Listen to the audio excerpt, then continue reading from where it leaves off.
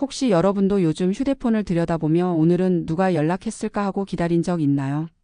알림창이 조용할수록 마음이 더 쓸쓸해지고 누군가의 이름이라도 떠오르길 바라며 괜히 메시지함을 열어보게 되는 그런 순간들 말입니다. 은퇴 후 가장 먼저 찾아오는 변화는 시간의 여유라고들 하지만 사실 그 시간은 너무 조용해서 사람을 삼켜버리곤 합니다. 오늘은 한 73세 남성의 이야기를 통해 은퇴 후 고립과 시간의 무게를 이야기해 보려 합니다. 이 남성은 평생 공기업에서 근무했습니다. 새벽같이 출근하고 보고서를 쓰고 부하 직원을 챙기고 회식 자리에서는 중심에 서 있던 사람이었죠. 그러나 퇴직식 이후로 세상은 너무 빨리 조용해졌습니다. 처음 몇 주는 이제 좀 쉬자는 생각으로 마음을 달랬습니다.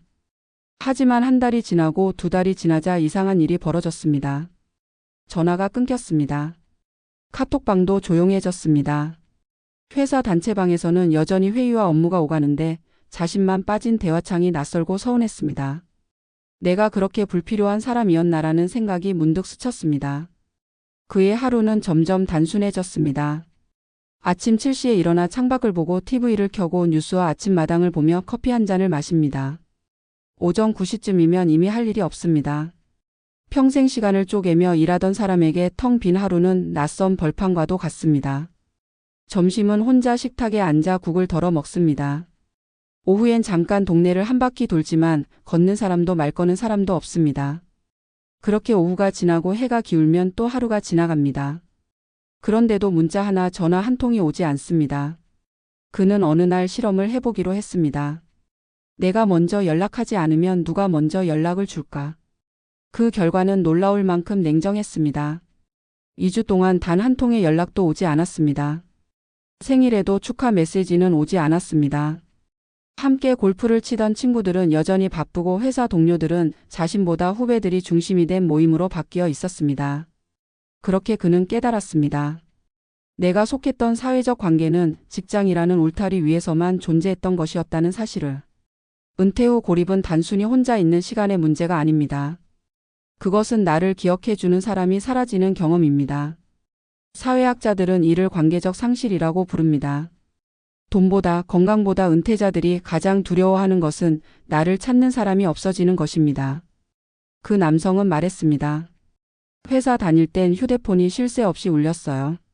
그런데 지금은 그 소리가 무서울 정도로 그립습니다. 그가 느끼는 외로움은 단순한 쓸쓸함이 아니라 존재의 침묵이었습니다. 시간은 그렇게 그를 갉아먹었습니다. 하루 24시간이 길어지고 그 길어진 시간 속에 자신이 얼마나 작은 존재였는지를 체감하게 됩니다. 그는 스스로를 위로하기 위해 텃밭을 가꾸기 시작했습니다. 처음엔 흙을 만지는 게 서툴렀지만 어느 날 싹이 돋는 걸 보며 내가 키우는 게 있구나 하는 감정이 들었습니다. 그러자 마음속에도 작은 변화가 찾아왔습니다.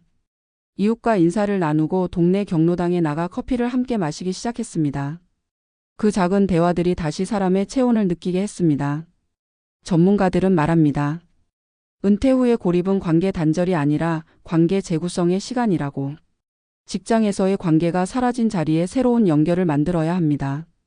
그것은 같은 취미를 가진 사람일 수도 있고 동네 이웃일 수도 있습니다. 중요한 것은 나를 다시 사회 속으로 내보내는 용기입니다. 누구도 먼저 찾아주지 않지만 내가 한 발 내디디면 문 하나쯤은 열립니다. 처음에는 어색하고 대화가 이어지지 않아도 괜찮습니다. 관계는 다시 천천히 익어갑니다. 또 하나의 현실적인 조언은 하루 루틴을 다시 설계하는 것입니다. 일할 때 시간표를 버리고 나에게 맞는 리듬을 만들어야 합니다. 예를 들어 오전엔 산책, 오후엔 독서, 저녁엔 자원봉사나 소모임 활동처럼 반복 가능한 작은 일정을 만드는 것이 중요합니다. 인간은 해야 할 일보다 할 수 있는 일을 통해 존재감을 회복합니다. 하루의 흐름이 생기면 외로움은 점점 그 자리를 줄여갑니다. 그리고 경제적인 측면에서도 고립은 영향을 줍니다. 소득이 끊기면 활동 반경이 줄어들고 관계 단절은 소비 감소로 이어집니다. 하지만 관계는 돈이 아니라 참여로 만들어집니다. 동네 도서관의 무료 프로그램, 주민센터의 강좌, 자원봉사 활동 등은 비용이 거의 들지 않지만 사람과 연결될 수 있는 좋은 통로입니다. 중요한 것은 혼자 있지 않겠다는 결심입니다. 마지막으로 가족과의 관계도 다시 조율해야 합니다. 자녀와의 관계가 줄어들고 배우자와의 시간이 늘어나면서 오히려 갈등이 생기는 경우도 많습니다. 이럴 때 필요한 건 존중과 거리감입니다. 함께 이때 서로의 시간을 인정해 주는 것. 은퇴 후 부부 관계가 가장 많이 흔들리는 이유는 함께 있는 시간이 늘어났기 때문이 아니라 함께 보내는 방식을 모르기 때문입니다. 서로의 리듬을 존중하는 것이 새로운 관계의 시작입니다. 그 73세 남성은 요즘 이렇게 말합니다. 이젠 카톡이 안 와도 괜찮아요. 대신 텃밭에서 자라는 상추를 보면 그게 제 대화예요. 누군가는 그렇게 세상과 다시 연결되고 있었습니다. 우리는 모두 언젠가 연락이 줄어드는 날을 맞이할 겁니다. 하지만 그것은 끝이 아니라 관계의 모양이 바뀌는 시작일지도 모릅니다. 휴대폰이 조용하다고 해서 내 삶이 멈춘 것은 아닙니다. 오히려 그 조용한 시간 속에서 나 자신과 대화할 수 있는 기회가 찾아온 것입니다. 은퇴 후의 진짜 용기는 돈을 버는 것이 아니라 사람을 다시 만나는 것입니다. 그 시작은 아주 사소한 인사, 짧은 한마디의 대화에서 시작됩니다. 오늘 누군가에게 먼저 안부를 건네보세요. 그것이 내일의 외로움을 줄이는 가장 현실적인 방법입니다. 은퇴 후 고립이라는 주제는 단순한 개인의 외로움을 넘어 사회적 구조의 문제로 이어진다. 73세 남성이 보낸 문자 한 통, 카톡 한 줄이 돌아오지 않는 현실은 지금 이 시대 많은 은퇴자들이 겪고 있는 침묵의 초상이다. 일터에서 사람은 역할로 존재한다. 부장, 팀장, 교사, 기사, 교수. 이름보다 직함이 먼저 불리고 그 호칭이 사회적 연결의 열쇠였다. 그러나 퇴직과 함께 그 호칭이 사라지는 순간 인간관계의 문도 함께 닫힌다. 사회는 여전히 빠르게 돌아가지만 그 속에서 한 사람의 존재는 쉽게 지워진다. 그동안 고생 많으셨습니다. 라는 마지막 인사 이후 삶은 마치 무대가 바뀐 듯 조용해진다. 아무도 기다리지 않는 아침, 아무도 묻지 않는 하루, 아무도 기억하지 않는 이름. 그렇게 사람은 점점 자신이 쓸모없는 존재가 되어버린 듯한 착각 속에 빠진다. 고립의 근원은 시간의 흐름보다 역할의 상실에서 비롯된다. 일을 할 때의 시간은 목적이 있었다. 아침엔 출근, 오후엔 회의, 저녁엔 회식. 누군가가 나를 필요로 하는 순간들이 하루를 채웠다. 하지만 은퇴 후에는 그 모든 목적이 사라진다. 일의 부재는 곧 관계의 부재로 이어지고 관계의 부재는 결국 존재의 부재로 이어진다. 은퇴자들이 공통적으로 말하는 감정은 이제 나를 부르는 사람이 없다는 말이다. 사회적 인정이 사라지면 자신감도 함께 무너진다. 자신이 누구인지, 무엇을 해야 하는지, 어디에 있어야 하는지를 잊는다. 그 공백은 생각보다 깊고 길다. 이 시점에서 많은 은퇴자들이 잘못된 선택을 한다. 세상과 단절한 채 조용히 지내겠다는 결심을 하는 것이다. 그러나 조용한 삶과 고립된 삶은 전혀 다르다. 조용한 삶은 선택이지만 고립은 포기다. 인간은 본질적으로 사회적 존재이기에 완전한 고립 속에서는 자존감이 무너진다. 연구에 따르면 은퇴 후 관계 단절이 지속될수록 우울증 발병률은 급격히 높아지고 심혈관 질환 같은 신체적 위험도 증가한다. 즉 고립은 마음의 병을 넘어 몸의 병으로 이어지는 것이다. 특히 70대 이후엔 건강보다도 소속감이 생존의 요인이 된다. 누군가와 식사를 하고 대화를 나누고 누군가의 이름을 부르는 행위 자체가 생명 유지의 힘이 된다. 문제는 많은 사람들이 여전히 관계는 자연스럽게 만들어지는 것이라고 착각한다는 점이다. 직장에서는 그랬다. 같은 공간, 같은 목표, 같은 시간을 공유하니 관계가 저절로 생겼다. 그러나 은퇴 후에는 다르다. 관계는 의도적으로 만들어야 한다. 먼저 인사를 해야 하고 모임을 찾아야 하고 새로운 사람들과 낯선 대화를 시도해야 한다. 이 과정은 낯설고 어색하다. 하지만 그 어색함을 견디는 것이 바로 은퇴 후 사회적 회복의 첫걸음이다. 관계를 다시 시작하는 용기는 결국 내가 아직 살아있다는 선언이다. 그렇다면 어떻게 이 긴 고립의 터널을 벗어날 수 있을까? 첫째, 시간을 새로 조직해야 한다. 직장인은 타인의 시간표에 맞춰 살아왔지만 은퇴자는 자기 시간의 주인이 된다. 문제는 이 자유가 너무 넓다는 것이다. 그래서 스스로 일상의 리듬을 만들어야 한다. 아침에 일어나 산책을 하고 점심 이후 독서나 자원봉사, 저녁에는 취미활동이나 소모임 참여처럼 작더라도 일정한 루틴을 만들면 하루의 구조가 생긴다. 이 구조가 삶의 균형을 지탱한다. 둘째, 자신이 속할 수 있는 작은 공동체를 찾아야 한다.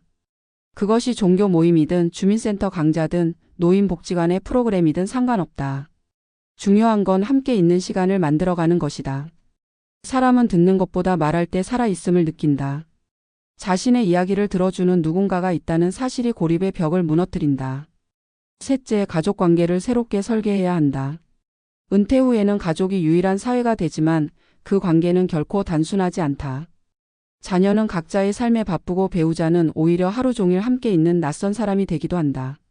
그래서 은퇴 후 부부 갈등이 가장 많이 늘어난다. 이를 피하기 위해선 함께하지만 간섭하지 않는 거리감이 필요하다. 서로의 생활 리듬을 인정하고 각자의 시간을 존중해야 한다. 남편은 아내의 하루를 침범하지 말고 아내는 남편의 정체성 상실을 조롱하지 않아야 한다. 은퇴 후의 사랑은 표현보다 배려에서 시작된다. 넷째, 경제적 안정도 고립을 막는 중요한 요소다. 돈은 인간관계를 유지하는 수단이기도 하다. 일정한 용돈이라도 스스로 벌 수 있는 구조를 만드는 것이 필요하다. 이는 단순히 생계의 문제를 넘어 자기 효능감을 회복하는 과정이다. 요즘은 시니어 일자리나 재능 기부형 프로그램이 다양하다.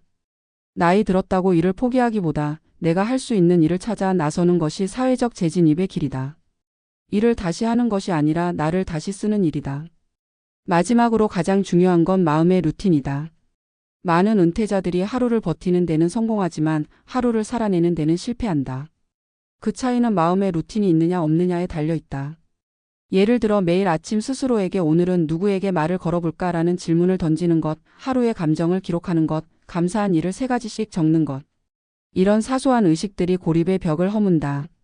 사람은 누군가에게 연락을 받지 않아도 자신에게 말을 걸 수 있을 때 외로움이 줄어든다. 이 모든 과정에는 시간과 인내가 필요하다. 은퇴 후 고립은 하루아침에 생긴 것이 아니기에 하루아침에 사라지지 않는다. 그러나 분명한 사실 하나가 있다. 고립은 운명이 아니라 선택이라는 점이다. 세상과 단절된 듯 보이지만 그 문은 언제나 열려 있다. 다만 그 문은 안쪽에서만 열 수 있다. 누군가 나를 찾지 않는다면 내가 먼저 문을 열어야 한다. 그 한 걸음이 관계를 만들고 관계는 다시 나를 세운다. 인간은 결국 타인을 통해 자신을 발견하는 존재다. 누군가의 이름을 부르고 누군가에게 이름 불릴 때 비로소 우리는 살아있음을 느낀다. 그래서 오늘 이 글을 읽는 당신에게 묻고 싶다. 당신의 휴대폰이 조용한 이유가 세상이 당신을 잊어서일까? 아니면 당신이 세상을 닫아버렸기 때문일까? 외로움은 때로 상대방이 아닌 나 자신이 만든 벽일지도 모른다. 그 벽을 허무는 첫 번째 행동은 아주 단순하다.